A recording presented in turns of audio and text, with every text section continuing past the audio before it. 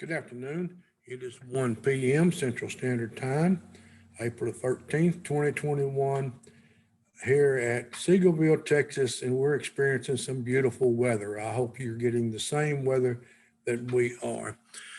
We want to welcome you to the Dallas Independent School District STEM Environmental Education Center virtual field trip. I want to say a special welcome to Ruby Young, DeSoto ISD, Whitney Young, Dallas ISD, Marino Steam, Dallas ISD, Highland Meadows, Dallas ISD, Marcellus Steam, Dallas ISD, and Walnut Hill, Dallas ISD. Thank you so much for joining us today. Teachers, if you're watching and you have not registered, please do so. Go to www.tiny.cc/EEC register and sign up. This is just for our attendance records only. The program today will be basic needs of animals. During this virtual field trip, students will differentiate between living and non-living things based upon whether they have basic needs and reproduce offspring or produce offspring, and examine evidence that animals have basic needs such as air, food, water, and shelter. Mr. Monroe will tell you about living things. Ms. Fuller will talk about non-living things. Ms. Nash will discuss the basic needs of animals, and Ms. Ramirez will present animal reproduction. You cannot ask us questions during this program verbally, but you can go online at www.tiny.cc/EEC /question/answer and send your question in. I'll try my best to answer them during the program. If not, I'll send the answers to your teachers and they can discuss them with you. Now I'm going to stop sharing my screen, and Mr. Monroe is going to tell you all about living things.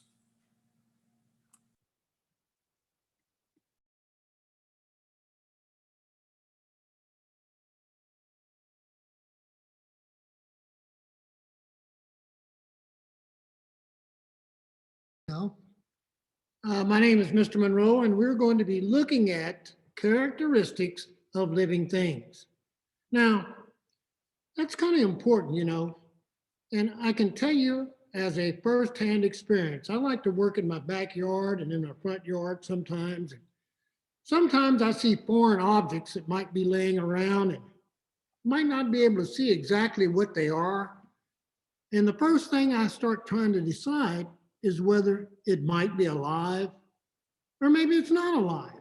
And so I'll focus on the observation. Two things I'll look for. First thing, I'm going to look to see if it's moving. The second thing, I'm going to see if it's expanding or growing any. And most people, that's what they kind of look at to see if something that they can't decide whether it's living or not, they'll use that. But it goes further than that. For example, I've got a rock here. Now we know, and you know, that this rock is not alive, right? It's not a living thing, simply because you know it's a rock. It's not going to move, and it's not going to grow. So we can use those two observations to cast and say it's not alive. But there's other things that come into use to decide whether something is living or non-living. Now, you can also say, well, let's see, if it's moving, could it be alive? Well, a car can move down the street, but that car is not alive, is it? Or if you're camping, or maybe you have a fireplace in your house, and you've got a fire going in the fireplace, or maybe a campfire, and you put wood on that fire to make it bigger so it gets warmer. So it makes the fire grow and get bigger. Would that make the fire being alive? No. One of the key characteristics of living things is that it has to have that basic unit of life, or be made up of that basic unit of life. And that basic unit of life, we say, are cells. Now, I've got a little short PowerPoint that I'm going to be showing you. In that PowerPoint, you're going to learn the characteristics of living things, the basic characteristics of living things. Because you see, because it's made up of cells, those cells have a job, whether it's a singular celled organism or a multi-celled organism, those cells have a job. It has to help that living thing go through what we call life processes. Now, because it's going through life processes, that means living things have needs. So that's what we're going to be looking at. Bear with me as I share my screen with you.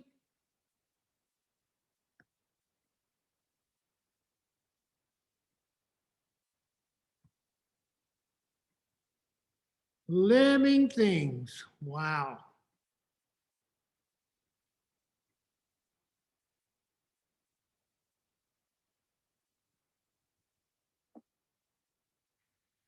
Needs of living things. You know, one thing that we need to look at when we talk about proper temperature, you know, some animals must keep an internal temperature within a certain range in order to remain alive. Now, this is a very big word for students of your age, but this word is called homeostasis. It is the ability for an organism to keep conditions inside its body the same, regardless of the conditions outside the body. Now, that is likened to this. The average temperature for humans, for people, is 98.6 degrees Fahrenheit. That's the average temperature that we should be inside of our body. Now, if that temperature goes up, then we're running a fever. That means we're not doing very well. If it goes below that several degrees, then that means we're not doing well either. And one of the things we know that we're dealing with a virus going around, one of the indicators for that virus is if we're running a fever, that means we possibly could be testing positive for the COVID, the virus that's going around that we're having a problem with now. So any change in temperature that is not our average, we know something is wrong. It is the ability to maintain that internal temperature and conditions inside of us that is one of the characteristics of living things. Now, again, the average temperature for us is 98.6 degrees. And we have adaptations that help us to maintain that constant body temperature. Some of the adaptations are what we call artificial adaptations. If it got very, very cold outside, we would dress for that. Of course, animals, you know, they have adaptations too, like fur covering their bodies, and that keeps them warm and enables them to keep their body temperatures up also. And mammals, all mammals or most mammals have fur or hair covering parts or most of their bodies. Now, on the other hand, reptiles are considered to be cold-blooded. And what does that mean? That means that the temperature around them, the environment around them is very, it makes their temperature vary. For example, the alligator that we see in this image right here, if it's cold water that he's laying in, or if the air around him is cold, guess what? His internal, his inside body temperature is going to match the temperature of the water and the air. And sometimes that can be good, sometimes it can be bad. Because if it gets too cold, it's going to affect the other life processes that his body has to go through so that he can stay alive. So most of the time, if an alligator or a member of the reptile family, which they're all cold-blooded, in the winter months when it gets cold, to protect themselves, they go into a deep hibernation, a deep sleep. They go dormant. And then when spring comes and it warms up, then they come out of that deep sleep. They come out of that hibernation because now their bodies can be warm and the rest of their life process functions can become normal again. You know, mammals, which humans are members of that group, we're considered to be warm-blooded. So we do have the advantage of staying warm all the time because of the adaptations that we have, even the extra adaptations that humans can have by dressing warm enough to deal with cold weather. Are there any advantages of being cold-blooded? Well, I'm not so sure about that because I am not cold-blooded, but I'm sure there are. Going into that deep sleep, that protects them. Now, we don't go into that deep sleep. Before reptiles go into a deep sleep, I'm sure that they're out getting enough food and nutrients so that their life processes can actually continue while they're hibernating. Energy is something else that living things need. Now, that rock that I showed you earlier, does it need energy? No, because that rock is just going to be laying around doing nothing. Every living thing needs energy. All energy comes from the ultimate energy source that we call our sun. Now, without the sun, life on our planet could not and would not exist. Consumers are organisms that obtain their energy from eating plants and other animals.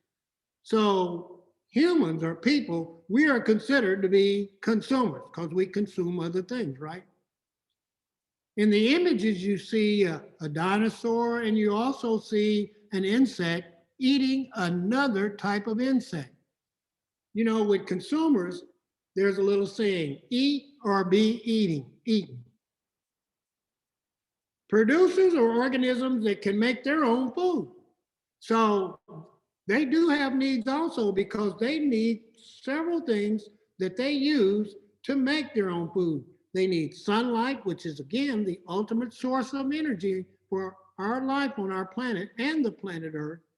And they need water, and they also need carbon dioxide, which we breathe out. Food and water is a necessity so that organisms, living things, can go through their life processes. The ability to convert that food into energy, it's sort of like a type of metabolism, okay? And living things have to be able to do that, converting food into energy. Now, water. The human body is usually composed of 65% water. And I'll tell you another little secret. The blood that flows through our veins, guess what? A big part, a very large part of that blood is water. In fact, 92% of our blood is actually water. Oxygen is another necessity. Oxygen is necessary for respiration. That is another characteristic of living things. Being able to breathe in some sort. We call that respiration. Space is another aspect. There's something else that living things need. Some living things don't need very much. Others need a great deal. For example, the deer that's in the image. And we have space that we live in, our houses. What happens if you don't have enough space in which to live?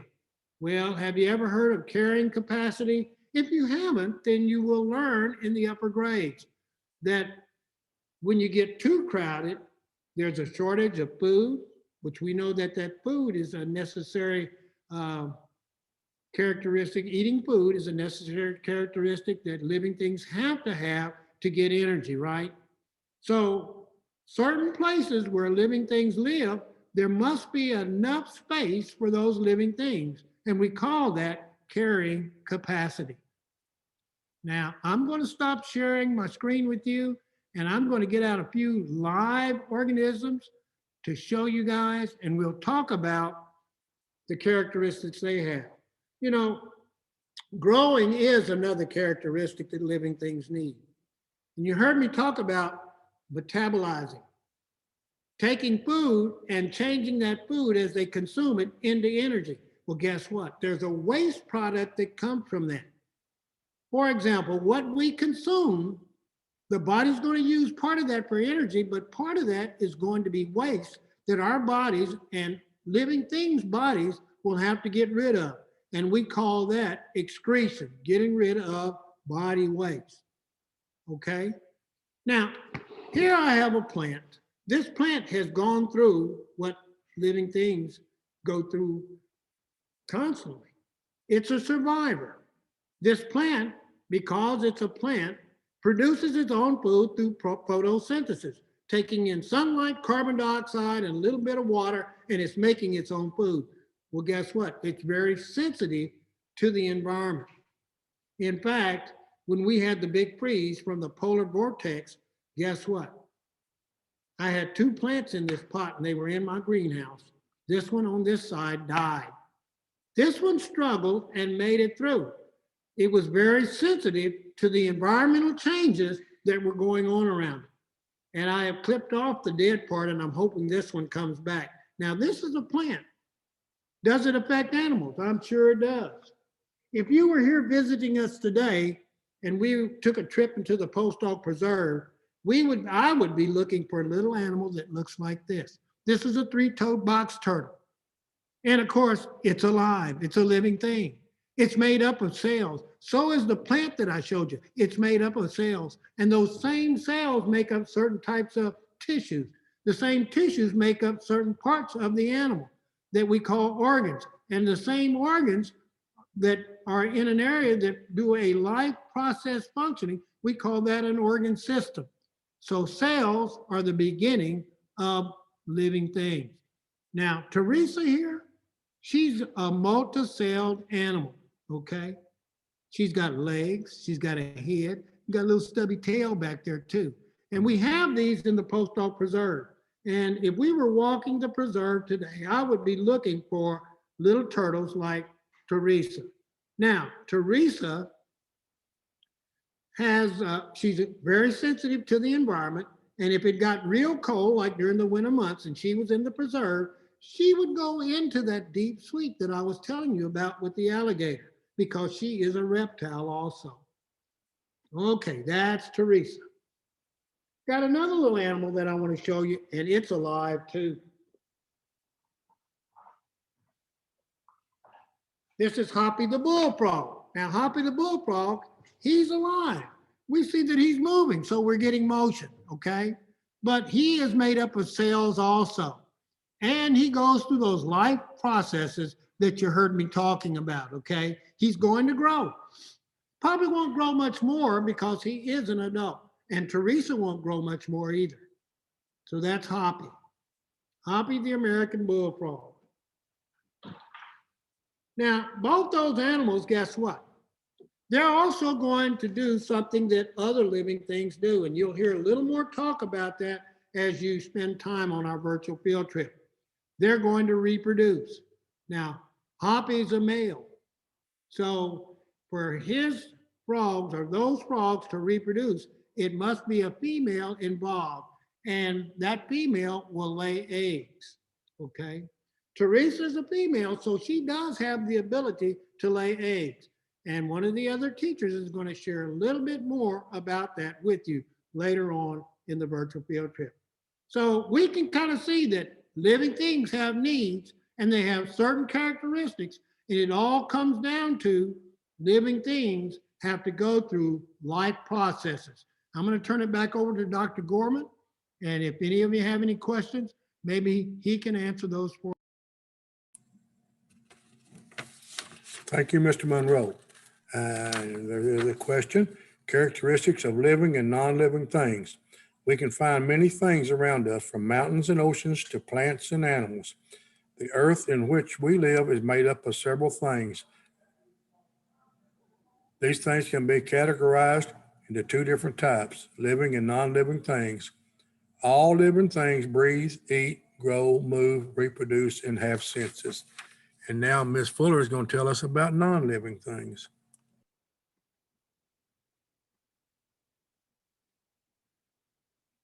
Good afternoon, kindergarten and pre-K. I have a friend I want to show you. This is Lauren the chicken. Lauren the chicken laid an egg. You see this egg? In order to lay this egg, she had to have calcium. Calcium is a mineral. we find calcium in rocks. Can you see these white rocks? She has to eat these white rocks so that when she lays an egg, the egg will have a hard shell so that it won't fall apart. Rocks are not alive and they've never been alive.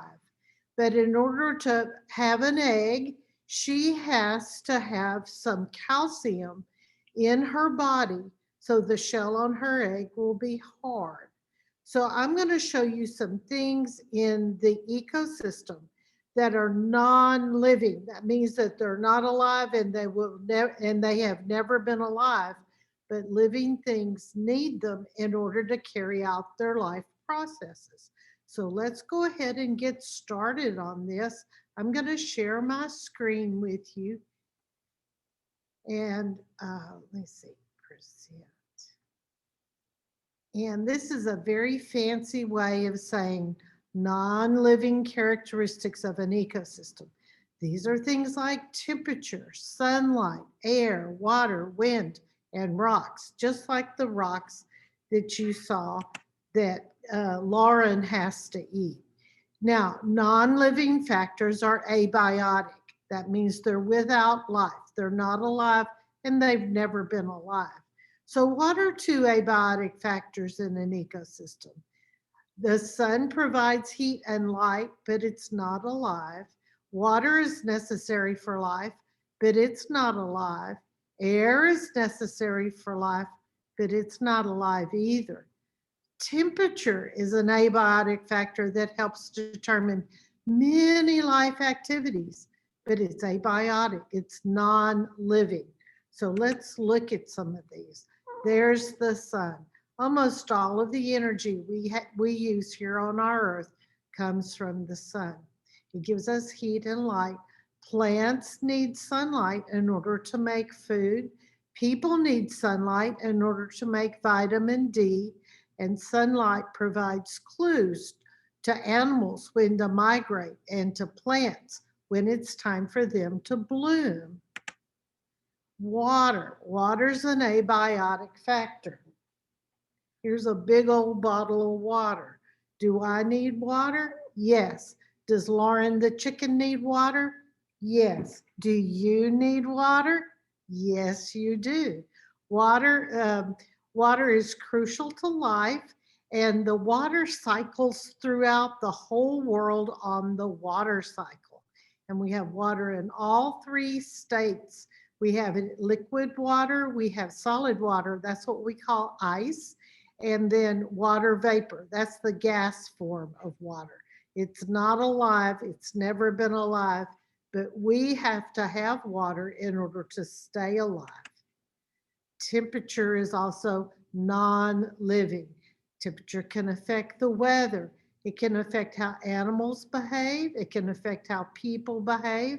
It can affect how plants grow and how an environment can change. Air, that's another non-living factor. Air supports clouds. We have to have air in order to breathe. Air can protect us from harmful rays of the sun. Good air is good for your health. That's why your parents encourage you to play outside in the fresh air. Air is non-living. Okay, here's our concluding question. Let's see if you can answer it. What abiotic factor, what non-living factor in an ecosystem provides heat and light? I'll give you a hint. The picture is on the right. It's a star. It's non-living, and it's the center of our solar system.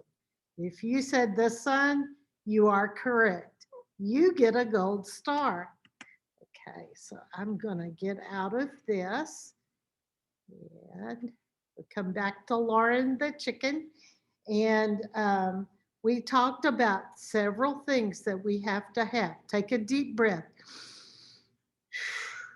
That's air. Air, you have to have air in order to be alive, but the air itself is not living. There are many things in our ecosystem that are necessary, but they're not alive, but they help keep us alive. They help us stay healthy.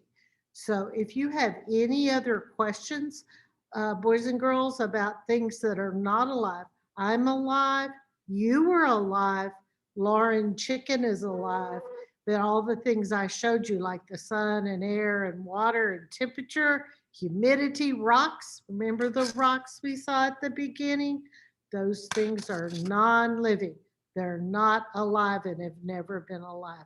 Have a lovely afternoon. If you have any questions about non-living things in the ecosystem, Dr. Gorman will be glad to answer your questions. Thank you. Bye-bye. Ms. Fuller. The question is, what are some characteristics of non-living things? Now, we just covered living things with Mr. Monroe, and here are the characteristics of non-living things.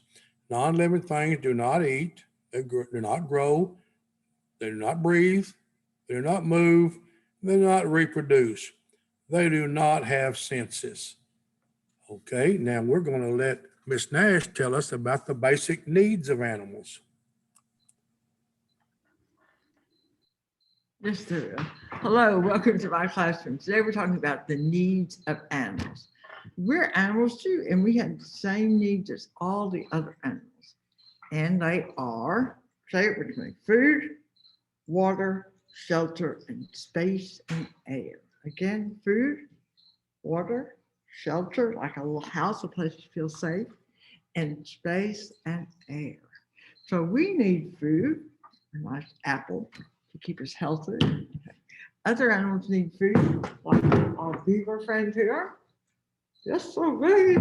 I was having a yummy stick, a yummy stick. Okay, so that's their food. They also make their shelter with the same stick. Okay, so their shelter, little home. Now I went outside a minute ago and looking for signs of animals finding food, and I found this leaf. Can you see the holes in that leaf? Who do you think made those holes? If you said caterpillar, I think you're right. So the caterpillar was eating a leaf that was its food, but they don't have a water fountain to drink out of. So they get their water from the leaf itself. Most plants have a lot of water in them. And so when they eat the leaf, they're getting food and water at the same time. So here's my little caterpillar right there. Little larva, little caterpillar, and they eat mostly plants. And here's a really interesting example of a little larva. A little tiny fly or tiny wasp lays an egg on the stem of the plant when it's green and growing, and the plant grows just around it, around the egg. And the larva has food and water and shelter inside. They're hidden away, they're safe from predators.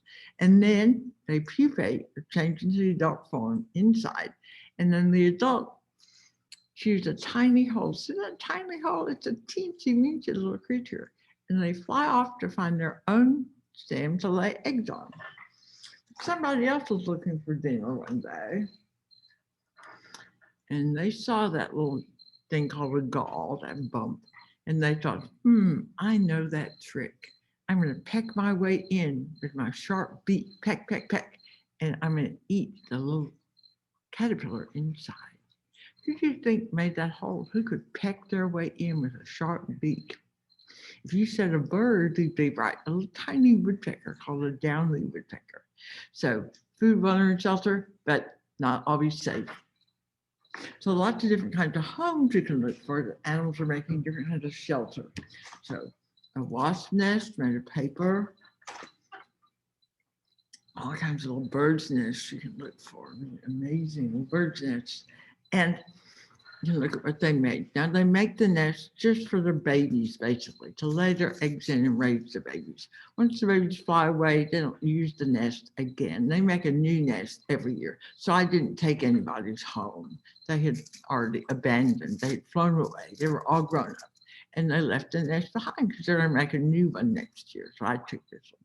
But isn't it interesting the way they made it? So amazing they can do that with their beak and their feet and their body. They don't have hands like we do. The food that we find the squirrels eating these things, okay, all around us. Okay. making different kind of homes. We can look at this time of year in the spring, we can look at flowers and we can see the bees finding their food, okay, in the nectar of the flower.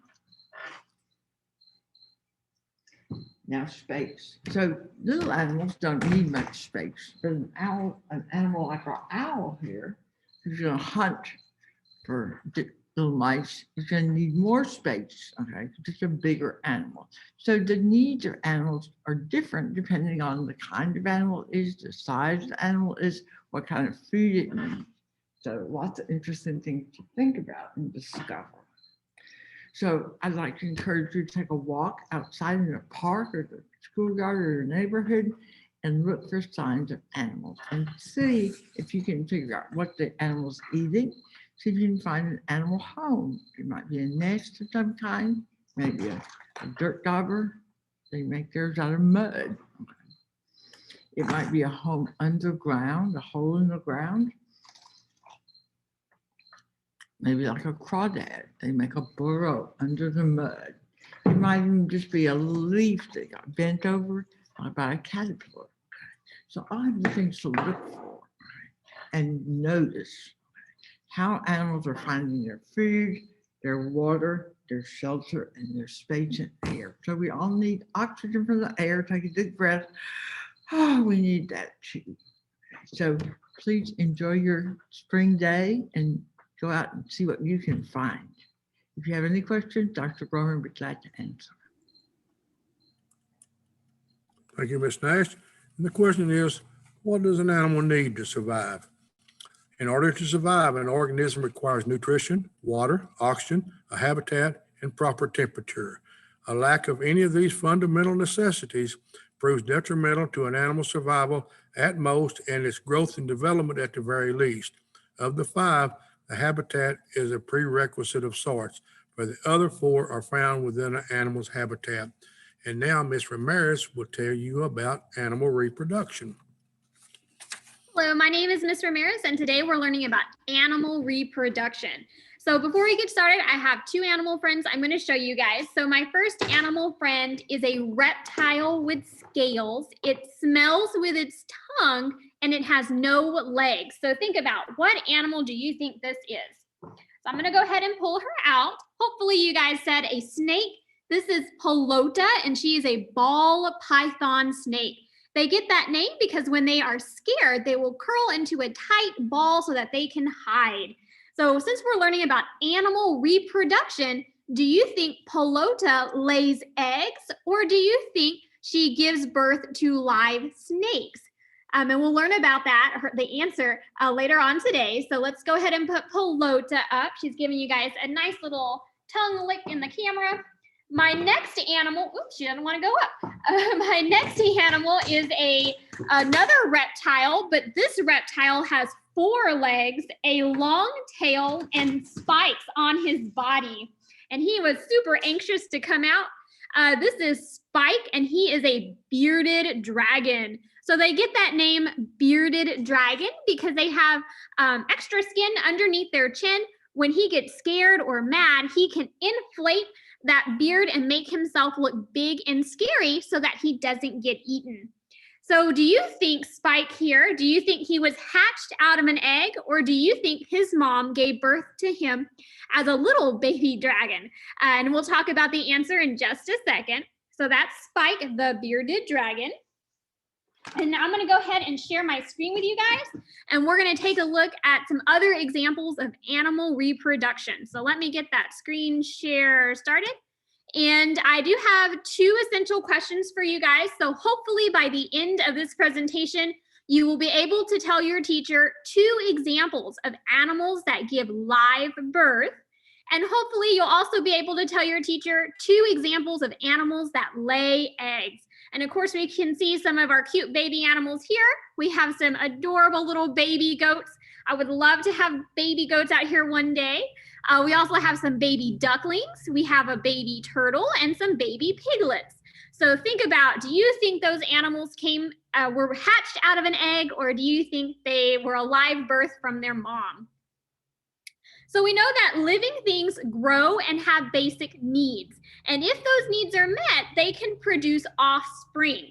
So offspring are just babies, and they are new living things that will grow up to resemble the adults. And we know that only living things can reproduce or have babies. And there's two main forms of reproduction. So we have animals that lay eggs and then animals that give live birth. So let's take a look over here on the left side. If an animal lays an egg, we call it oviparous. Can you guys say that word? Oviparous. And it's super easy to remember because oviparous starts with the letter O, and that O looks like an egg. So oviparous animals lay eggs. And of course, we see a bearded dragon here. So Spike actually hatched from an egg when he was a baby. We know that turtles hatch from eggs. We know that chicks hatch from eggs. And in fact, we get a lot of baby chicks out here as well. We know that frogs hatch for eggs. And hopefully you guys know by now that baby frogs are called tadpoles. And then also some snakes will actually hatch from eggs. So when Pelota was little, she hatched from an egg. Then on the other side, we have animals that come from live birth, and we call that viviparous. And the way I remember that is viviparous has a V, and so does live. So viviparous just means live birth, and examples of animals that give live birth would be our mammal friends. So here we have a baby calf, we have a cute little puppy, and we have a baby lamb. Humans are also an example of animals that give live birth. So we all know that you and me did not hatch out of an egg like a chicken did. So again, those words are oviparous and viviparous. So let's take a look at some animals from the Environmental Center and see if you guys can guess if they were hatched from eggs or if they had a live birth. Now our first animal here is CV, and he's a baby longhorn. He is super cute and very energetic. And the animal next to him is Midnight, a sheep. So of course we know those animals came live from their moms. Here is a red-footed tortoise. We call baby tortoises hatchlings. So obviously we know that they were hatched out of an egg when they were a baby. And there's some turtle eggs I found out by our lake. I think they're turtle eggs. And then we have our cute little ducks. We know that ducks, when they're babies, are called ducklings. And we know that they hatched from an egg. There's our piggy. Baby pigs are called piglets. And we know that they were a live birth from their mom. Here's some fish. Little baby fish are called hatchlings or fry. Now, fish are a little tricky because some of them come from eggs and some of them are live births. So it kind of depends. But there's a spider. Baby spiders are called spiderlings, and they hatched from eggs. And then our chickens, of course. Chickens, we know, hatch from eggs, and we call those baby chicks, chickens, chicks. So hopefully that was a quick little review for whether an animal is a hatched from egg or if it had a live birth from its mom. So I have a challenge for you guys, and it's a baby animal scavenger hunt. We're in the wonderful season of spring, so we're starting to have a lot of baby animals born. So look around your schoolyard, your backyard, or even your community to observe baby animals. And if you can't find examples of baby animals to observe, think about what examples of baby animals can you find in a book, on TV, or in a movie, or maybe represented as a toy that you might have at home or in a classroom. And then also think, do you think those baby animals were hatched from an egg, or do you think they were a live birth from their mom? So now I'm going to stop our screen share, and I have just a quick little poem that I'm going to act out with you guys, and it's going to give you some more examples of oviparous animals. And again, you can say that word with me, oviparous, and that just means animals that hatched out of eggs. So here we go with our song. One little egg cracked open wide. Look, look, look, see what's inside. Oh, what could it be? Oh, what is it? Swish, swish, swish, it's a baby fish. So we know that some fish can actually hatch from eggs. So let's do our next one. One medium egg cracks open wide. Look, look, look, see what's inside. What could it be? Oh, what could it be? Peep, peep, peep, it's a baby chick. And it's that time of the year where we start seeing all those cute little chicks coming out. And then our next one large egg cracks open wide. Look, look, look, see what's inside. What could it be? Oh, what is it? Roar, roar, roar, it's a dinosaur. So some of the planet's largest animals actually hatched out of an egg. And of course, we know dinosaurs are extinct now, but scientists can actually find remains of those broken eggs for us to study. So that's something pretty cool. Animals big and small can start out from an egg. So that's all I have for you guys today on animal reproduction. We're going to give it back to Dr. Gorman to answer any questions. Thank you, Ms. Ramirez, especially for that little song or poem or whatever you called it there at the end. And the question was, give an example of reproduction that's happened at the Environmental Center. And Ms. Ramirez covered part of that, but I'll cover some more of it. We have cows, Onyx and Oreo. We have sheep. Her name is Midnight. You saw her. We have a goat named Jabez. We have chickens, Prince and Lauren and others. And we have pigs, Shotzi, Gracie, and Bubba. So that are just some of the animals that came about because of reproduction at the Environmental Center. Now I'm going to share my screen.